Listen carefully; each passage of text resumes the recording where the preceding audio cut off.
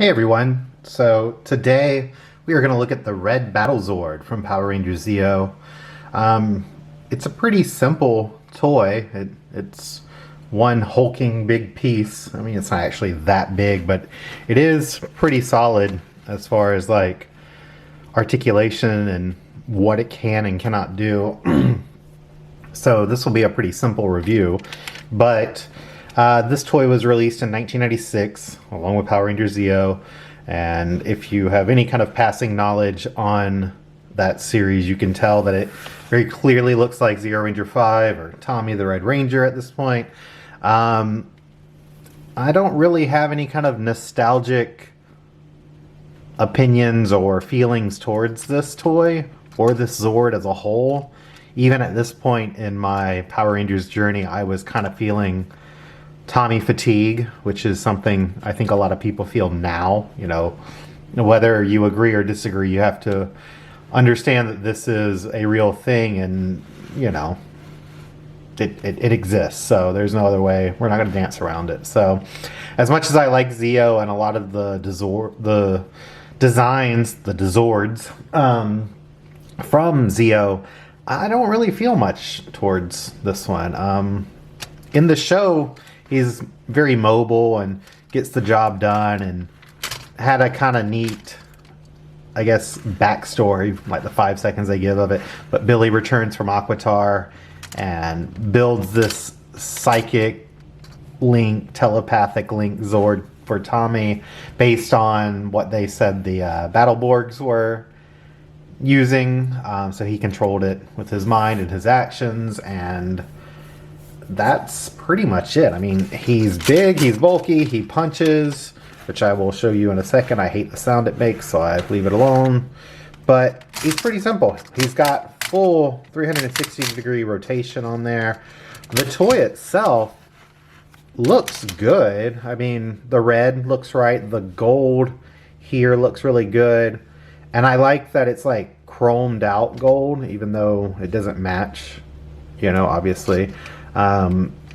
It looks, the detail on it's nice. You can see I love the Zeo symbol. I always have, so I like that that's very well taken care of. I'm going to push this up a little bit, and you can see how the molding is on the feet. You can't split them at all, you know, because of how it connects to the Zeo Megazord, which is what these are for. And I get it. I do wish there was some way, like, they could have figured out a way to allow these to just connect rather than be permanently bonded together. So you could get some kind of, like, functionality out of the feet, but he does not move his legs at all. You know, I'm not a toy designer, so I don't know the specifics on how difficult this would have been to do for them, but the toy itself, I mean, it's on a shelf. It doesn't get posed or anything, but it looks good. The stickers are good. Actually, this one I got complete on, I think it was eBay for like $25. I know it's not like the most in-demand Zord, but I would expect it to go a little bit higher than that, but I don't know. It's in great shape. The stickers are all in good condition, and yeah, the box is rough, but I don't really care about the boxes. I just bought it because it didn't look like crap as a figure. So you can see here too, these also are for stabilizing the connection to the Zeo Megazord, and spoiler, there's the helmet for that formation. But the toy itself looks good. You know, like I said, it's not my favorite, but the design looks good. It's fine. So the one and only big feature for this toy is it's battery operated. So there's clean batteries in there. It's all good. And it punches. So I'm going to turn that on. Ooh, we're punching. We're making the most annoying sound in the world. It's so loud. And it's a pretty rapid fire punch. But there's 2 settings, so you can go faster if you want. He moves on his own when he's punching, so I mean, he does his thing. But that sound drives me crazy, so I don't ever use it. Not a big fan of lights and sounds personally. I mean, obviously that's some kind of feature, but I like that they give it more playability for the people who want it, but please give me silence. So essentially though, that is it for him. Whoa, the review's over. Not exactly. I'm going to combine it with the Zeo Megazord and let you see that. Not one of my favorite combinations either. Despite liking the Zeo Megazord as much as I do, I prefer to have it on its own. So we'll start that. We'll move him over. And conveniently, as if I predicted this, we have the Zeo Megazord from last time. He is chilling there. So, you know, there's a little bit of a size difference, which makes sense. It's a little bit taller, but that's mostly the helmet. But there is a trick with the toy, the Red Battlezord toy, to kind of fix that problem. But first you're going to detach the helmet, whichever one you have displayed, and you'll flip him like this. There's this, in the show, they like link backs and fists and make this pose. I'm not going to bother with it. So it's pretty simple though. You take the Red Battlezord, I'm putting him like this, and you extend his legs so he gets some height. You obviously, on the Zeo Megazord, you cannot have the helmet stored on it in the back because this will interfere with it, so we took those off.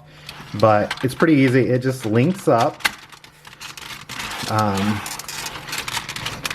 Well, I say it's easy, but I've never really had it give me any issues, so I don't know what's going on here. Maybe I should turn the brakes off. So we'll push together. There we go. And then this was actually supposed to be up, this bracket, but it's just for stabilization. But you can see right here, in between, it like connects there. So it doesn't happen like that in the show if I remember right, but it's just so this thing is stabilized. So you can knock off Zeo Ranger 4's helmet if you want. It's not a part of the transformation, but it does give you a little flavor to pretend that there's an actual battle going on. And then, and this doesn't matter, you can take that off whenever you want to, but basically you rotate the fists around, but they don't stay as fists in this mode.